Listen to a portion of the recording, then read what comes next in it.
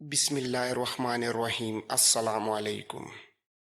حقیقت تو یہ ہے کہ اب صورتحال مکمل طور پر بدل چکی ہے۔ اب اسے مجھ سے ویسی ہی نفرت اور بیزاری محسوس ہوتی ہے جیسے کبھی میں اس کے بارے میں رکھا کرتی تھی۔ گویا جو جذبات کبھی میرے دل میں اس کے لیے تھے اب وہی جذبات اس کے دل میں میرے بارے میں بن چکے ہیں۔ بریسین نے جب یہ سنا تو وہ غور سے عنایتا کے چہرے کے تاثرات کا جائزہ لینے لگی اور دھیمے سے پوچھا، اس کا مطلب تو یہ ہوا کہ تمہارے وہ جذبات جن میں نفرت بھری تھی اب وہ ہمیشہ کے لیے ختم ہو چکے ہیں؟ اس جواب کے بعد چند لمحوں تک بریسین خاموشی سے مسکراتی رہی، پھر عنایتا کا ہاتھ اپنے ہاتھ میں لیا اور بڑے لاڈ سے مخاطب کرتے ہوئے پوچھا، عنایتا بہن، تم جانتی ہو کہ تم مجھے اس دنیا کی ہر شے سے زیادہ عزیز ہو۔ کیا تمہاری اس گفتگو اور بدلی سوچ سے میں یہ امید لگا لوں کہ تم کرٹیس کی طرف مائل ہو رہی ہو؟ کیا اس کی ذات، حسب و نسب اور اس کے مقام سے تمہیں جو پہلے شدید بیزاری تھی اب اس کی جگہ تمہارے دل میں چاہت اور محبت نے لے لی ہے؟ بریسین کے اس سوال پر عنایتا اچانک سنجیدہ ہو گئی اور خیمے کی خاموشی میں کچھ دیر تک گمسم بیٹھی رہی، پھر نظریں اٹھائی اور بریسین کی آنکھوں میں آنکھیں ڈال کر پر اعتماد لہجے میں کہنے لگی،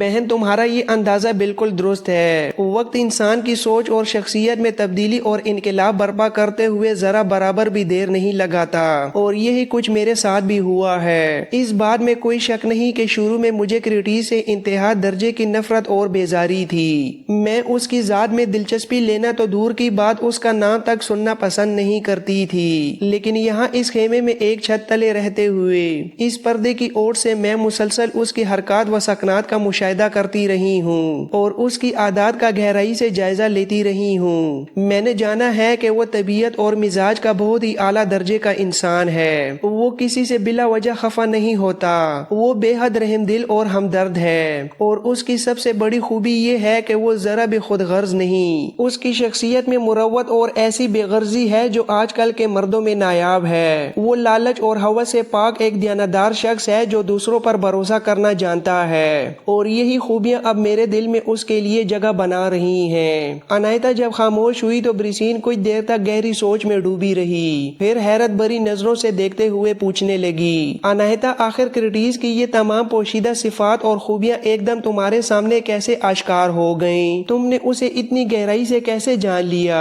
بریسین کے اس سوال پر عنایتا کے لبوں پر مسکراہٹ نمودار ہوئی اور بڑے پرکشش انداز میں بتانے لگی، میری پیاری بہن، حقیقت یہ ہے کہ گزشتہ کئی بڑی جنگوں میں کامیابی کے بعد کرٹیس کو مال غنیمت میں خاصی رقوم ملتی رہی ہے، جن میں سونے کے سکوں کے علاوہ بھاری نقدی اور بیش قیمت جواہرات بھی شامل ہوتے تھے۔ وہ یہ تمام قیمتی اشیاء اکثر لاپرواہی میں یہاں خیمے کے اس لکڑی کے صندوقچے پر رکھ دیا کرتا تھا جس پر اس کی ضرورت کا دوسرا عام سامان پڑا رہتا ہے۔ اب آپ خود ہی سوچیں کہ اگر وہ ذرا بھی لالچی یا خود غرض انسان ہوتا تو کیا وہ اس قدر قیمتی اثاثہ اور دولت یوں کھلے عام خیمے میں لکڑی کے معمولی صندوق پر پڑے رہنے دیتا؟ اگر اس کے دل میں چور ہوتا یا میری طرف سے کوئی شک پیدا ہوتا کہ میں اس کا قیمتی سامان ادھر ادھر کر سکتی ہوں یا اس میں سے کچھ چرا سکتی ہوں تو وہ اسے ضرور چھپا کر رکھتا، لیکن ایسا کبھی نہیں ہوا۔ اس کا وہ سارا قیمتی اثاثہ ہمیشہ اسی صندوق کے اوپر بے خوفی سے پڑا رہتا تھا۔ شروع میں تو اس کے خیمے کے حصے میں قدم بھی نہیں رکھتی تھی، مگر آہستہ آہستہ جب میرے دل سے اس کے لیے نفرت کے بادل چھٹے اور مجھے اس کی شخصیت میں بے شمار خوبیاں دکھائی دینے لگیں تو میں غیر ارادی طور پر اس کی طرف مائل ہوتی چلی گئی۔ تب میں نے اس کی غیر موجودگی میں اس کے کمرے میں آنا جانا شروع کر دیا تھا۔ میں وہاں جا کر اس کے بکھرے ہوئے سامان کا خاموشی سے جائزہ لیتی تھی، اس کے لکڑی کے صندوق میں رکھے کپڑوں کو بھی دیکھتی تھی، لیکن میں بہت احتیاط برتتی تھی کہ کوئی چیز اپنی جگہ سے ادھر ادھر نہ ہو جائے تاکہ اسے ذرا بھی شک نہ پڑے کہ میں اس کے خیمے کے حصے میں داخل ہوئی ہوں یا اس کی چیزوں کو چھوا ہے۔ لیکن بہن، آج میں نے غیر معمولی جرأت مندی کا مظاہرہ کیا ہے۔ آج میں نے خاموشی سے اس کے بستر کی وہ پرانی چادر بدل دی ہے جو میلی ہو چکی تھی اور اسے دھو کر صاف کرنے کے لیے اپنے حصے میں لے آئی ہوں۔ اس کی جگہ میں نے دمش سے سے لائی ہوئی نہایت نفیس اور خوبصورت چادر اس کے بستر پر بچھا دی ہے۔ اس کے علاوہ میں نے یہ بھی دیکھا کہ وہ اپنے استعمال کے کپڑے بالکل بے ترتیبی سے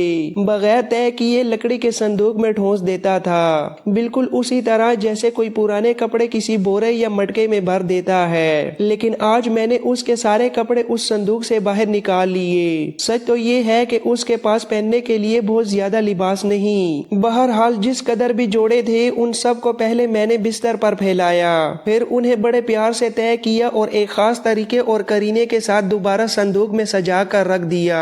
اب جہاں میں خوش ہوں وہی تھوڑی فکر مند بھی ہوں، کیونکہ جب وہ خیمے میں واپس آئے گا اور اپنے حصے میں تبدیلی دیکھے گا تو یقیناً مجھ سے ناراض ہوگا۔ لیکن اب مجھے اس کی ممکنہ ناراضگی اور غصے میں بھی ایک عجیب سا مزہ اور سرور محسوس ہونے لگا ہے۔ جب تک انائتا اپنے دل کی باتیں بیان کرتی رہی، بریسین خاموشی سے اسے دیکھتی رہی۔ انائتا کے خاموش ہوتے ہی بریسین نے بے پناہ خوشی اور اطمینان کا اظہار کیا اور کہنے لگی، انائتا بہن، میں تمہاری ذات سے جس تبدیلی کی توقع رکھتی تھی تم آج اس پر پورا اتری ہو۔ میری زندگی کی سب سے بڑی خواہش یہی تھی کہ کوئی ایسا مبارک موقع آئے کہ تم دونوں ایک دوسرے کے جیون ساتھی بن جاؤ، اور اب تمہاری باتیں سن کر مجھے یقین ہو گیا ہے کہ تم اسی منزل کی طرف بڑھ رہی ہو۔ تمہارے ان الفاظ نے میرے تڑپتے دل کو تسلی دی ہے، لیکن کیا تم مناسب موقع پر کرٹیس کا سامنا کرتے ہوئے اس پر اپنی اس محبت کا اظہار نہیں کرو گی؟ بریسین کے اس سوال پر انائتا کچھ دیر کے لیے گہری سوچ میں ڈوب گئی۔ اس موقع پر اس کے حسین چہرے پر ہلکی سی طنزیہ مسکراہٹ ابھری، پھر وہ بریسین کی طرف متوجہ ہو کر کہنے لگی، میری بہن، ابھی وہ وقت نہیں آیا کہ میں اپنے جذبات کا اعتراف کروں، کیونکہ کرٹیس ابھی تک مجھ سے انتہا درجے کی نفرت اور بیزاری رکھتا ہے۔ اس نازک صورتحال میں اگر میں نے کبھی اس کے سامنے اپنی چاہت کا اظہار کر بھی دیا تو وہ مجھے سختی سے ٹھکرا دے گا، جس کتاب میں نہیں لا سکوں گی۔ دوسری اہم بات یہ ہے کہ میں نے ایک مصمم ارادہ کر رکھا ہے کہ میں اپنی طرف سے کبھی بھی اس پر اپنی محبت ظاہر نہیں کروں گی۔ میں یہی پسند کروں گی کہ چونکہ وہ مرد ہے اس لیے پہل بھی اس کی طرف سے ہونی چاہیے اور وہ خود مجھ سے اپنی چاہت کا اظہار کرے۔ اگر کسی روز قدرت نے ایسا کر دیا اور اس نے اپنی محبت کا اقرار کیا تو میں سمجھوں گی کہ وہ دن میری زندگی کا سب سے اہم اور خوبصورت دن ہوگا۔ میں اپنی محبت کا اظہار کرنے میں ہرگز پہل نہیں کروں گی، کیونکہ میں اپنی ذات کو اس کے سامنے بالکل بے مول بنا کر پیش نہیں کرنا چاہتی۔ اگر پہل اس کی طرف سے ہوتی ہے اور مجھ سے محبت کا اقرار کرتا ہے تو پھر ہمارے درمیان پیدا ہونے والا رشتہ زیادہ پائیدار اور مضبوط ہوگا۔ اس کے برعکس اگر میں نے جذبات میں آ کر اپنی چاہت کا اظہار کر دیا اور اس نے میری محبت کو ٹھکرا دیا تو پھر انا اور غیرت کے باعث میں زندگی بھر اسے اپنا شریک حیات نہیں بنا سکوں گی، اور میں ایسا انجام ہرگز نہیں چاہتی۔ یہاں تک کہنے کے بعد انائتا چند لمحوں کے لیے رکی، جیسے وہ اپنے ماضی اور حال کا موازنہ کر رہی ہو، پھر اپنی بات کو آگے بڑھاتے ہوئے کہنے لگی، میری بہن، آپ بہتر جانتی ہیں کہ اس سے پہلے میں نے کبھی کسی مرد سے محبت نہیں کی اور نہ ہی کسی کو اس قابل سمجھا۔ میں نے ہمیشہ ہر شخص کو اپنی ذات سے کمتر اور حقیر سمجھا، یہاں تک کہ جب میں کسی کی توہین کرتی تو میرے دل کو ایک عجیب سا سکون اور تسکین ملتی تھی۔ لیکن اب حالات بدل چکے ہیں۔ آپ یوں سمجھ لیں کہ میں نے اس پرانی انائتا کو خود اپنے ہاتھوں سے قتل کر کے دفن کر دیا ہے، جو اپنی ذات کے علاوہ کسی اور کو کوئی اہمیت نہیں دیتی تھی۔ اپنی اس گفتگو پر انائتا کی آواز میں ایک قرب اور دکھ کی لہر ابھر آئی۔ نم آنکھوں اور دکھ بھرے انداز میں بریسین کی طرف دیکھا اور کہنے لگی، بریسین، میری بہن، کرٹیس وہ پہلا نوجوان ہے جسے میں نے دل سے پسند کیا ہے اور جس سے میں اب اپنے وجود کے اندر ہی اندر بے پناہ محبت کرنے لگی ہوں۔ اب میری زندگی کی تمام راحتوں کا محور اور خوشیوں کا مرکز صرف وہی ایک ہستی ہے۔ میں اگرچہ اپنی زبان سے اس کے سامنے کبھی چاہت کا اقرار نہیں کروں گی اور نہ ہی اپنے لفظوں سے محبت کا اظہار کروں گی، تاہم میں نے یہ فیصلہ کیا ہے کہ میں اپنی حرکات و سکنات، اپنے بہترین اخلاق، اپنے بدلے ہوئے کردار اور اپنے مشفقانہ رویے سے اسے یہ احساس ضرور دلاتی رہوں گی کہ اب میرے دل میں اس کے لیے کوئی نفرت باقی نہیں رہی۔ میں اسے یہ جتا دوں گی کہ اب میں اسے محض ایک محافظ نہیں بلکہ اپنی ذات کا ایک حصہ خیال کرتی ہوں۔ انائتا جب خاموش ہوئی تو بریسین کی خوشی کی کوئی انتہا نہ رہی۔ وہ فرطۂ جذبات سے تھوڑا سا آگے بڑھی اور انائتا کو محبت سے اپنے ساتھ لپٹا لیا۔ اس نے بڑی شفقت سے کئی بار اپنی چھوٹی بہن کی پیشانی اور چہرہ چوما ہوا، پھر مسکراتے ہوئے شرارت بھرے لہجے میں کہنے لگی، میری پیاری بہن، اگر تم خود پہل کرنا پسند نہیں کرتی تو کیا تم مجھے اس بات کی اجازت دو گی کہ میں کوئی مناسب موقع دیکھ کر کرٹیز پر انکشاف کر دوں کہ اناہیتا اب تم سے نفرت نہیں کرتی بلکہ وہ تمہیں دل و جان سے چاہتی ہے اور تم سے بے پناہ محبت کرنے لگی ہے۔ بریسین ابھی اپنی بات جاری رکھنا چاہتی تھی کہ اناہیتا نے فوراً تڑپ کر اپنی بہن کے منہ پر ہاتھ رکھ دیا اور التجا کے انداز میں کہنے لگی، میری بہن، خدا کے لیے ایسا غضب نہ کرنا۔ آپ اپنی زبان، اشاروں یا کسی بھی حرکت سے کبھی کرٹیز کے سامنے یہ ظاہر نہ ہونے دینا کہ میں اس کی طرف مائل ہو چکی ہوں۔ میں نے یہ پکا ارادہ کر لیا ہے کہ میں اپنے طور طریقوں، اپنے بدلے ہوئے رویے اور اپنے مخلصانہ سلوک سے خود اس کے دل میں جگہ بناؤں گی اور اس کی توجہ اپنی جانب مبذول کرواؤں گی۔ میں یہی پسند کروں گی کہ محبت کا باقاعدہ اظہار اسی کی طرف سے ہو۔ میں اس دن کی منتظر ہوں جب وہ خود یہ جان جائے گا کہ میں اس سے اب نفرت نہیں کرتی اور کسی روز وہ خود میرا بازو تھام کر مجھے اپنے سینے سے لگا لے اور میرے کان میں محبت سے گونجتی ہوئی یہ خوشخبری دے، اناہیتا، تم ہی میری محبت ہو۔ اناہیتا کی اس جذباتی گفتگو کے جواب میں بریسین ابھی کچھ کہنا ہی چاہتی تھی کہ اچانک اناہیتا تڑپ کر اپنی جگہ سے اٹھ کھڑی ہوئی اور بریسین کی طرف دیکھتے ہوئے انتہائی دھیمی سرگوشی میں کہنے لگی، خاموش، کرٹیز آ گیا ہے۔ بریسین بھی بہن کی یہ بات سن کر حیرت کے عالم میں اپنی جگہ سے اٹھ کھڑی ہوئی اور بڑے عجیب سے انداز میں اناہیتا کی طرف دیکھتے ہوئے حیرانگی سے پوچھنے لگی، تم نے اتنی یقین سے کیسے جان لیا کہ کرٹیز آ گیا ہے؟ خیمے کے دوسرے حصے میں تو ابھی کوئی داخل بھی نہیں ہوا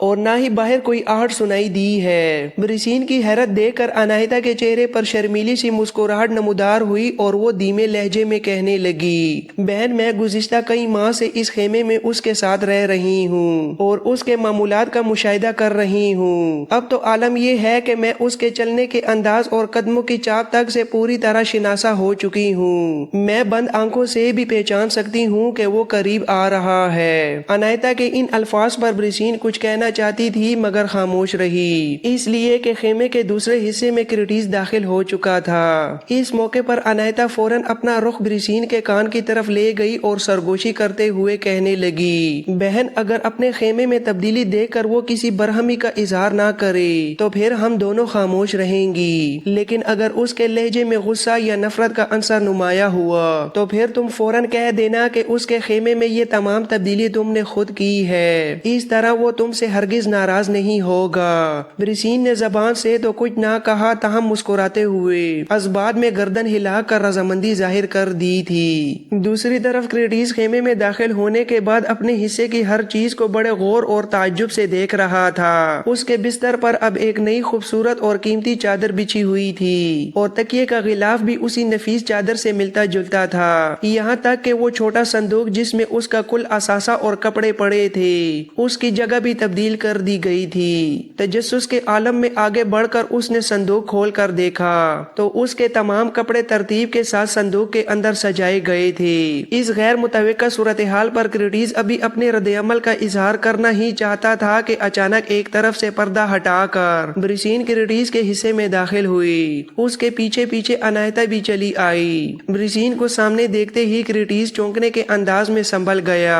اور چہرے پر مسرت کے آثار لاتے ہوئے کہنے لگا، میری بہن، آپ بھی یہیں موجود ہیں؟ اس پر بریسین لبوں پر مسکراہٹ کے ساتھ دھیمے لہجے میں کہنے لگی، میرے خیال میں تم خیمے میں ہونے والی تبدیلی کا جائزہ لے رہے ہو کہ یہ سب کس نے کیا ہے۔ میرے بھائی، برا نہ ماننا، یہ سب کچھ میں نے ہی کیا ہے، مگر اب یہ بتاؤ کہ سکندر اس وقت کہاں ہے؟ جواب میں کرٹیز کہنے لگا کہ لشکر کے تمام سالار ایک جگہ جمع تھے اور سکندر ان سب کے ساتھ آئندہ کی جنگی حکمت عملی کے متعلق مشورہ کر رہا تھا۔ اب وہ اپنے ذاتی خیمے کی طرف روانہ ہوا ہے، اسی لیے میں بھی اپنے خیمے کی طرف واپس آ گیا ہوں۔ اس پر بریسین تیزی سے باہر نکلتے ہوئے کہنے لگی، اگر وہ اپنے خیمے کی طرف گیا ہے تو پھر مجھے بھی فوراً اپنے خیمے میں واپس جانا چاہیے۔ کرٹیز، تمہاری غیر موجودگی میں تمہارا کھانا آ گیا تھا، جو میں نے اناہیتا کے حصے میں ڈھانپ کر رکھا ہوا ہے اسے کھا لینا۔ اس کے ساتھ ہی بریسین تیزی سے وہاں سے نکل گئی تھی، جبکہ اناہیتا ابھی تک وہیں ساکت کھڑی تھی۔ کرٹیز نے ناگواری اور کھا جانے والے انداز میں اس کی طرف دیکھا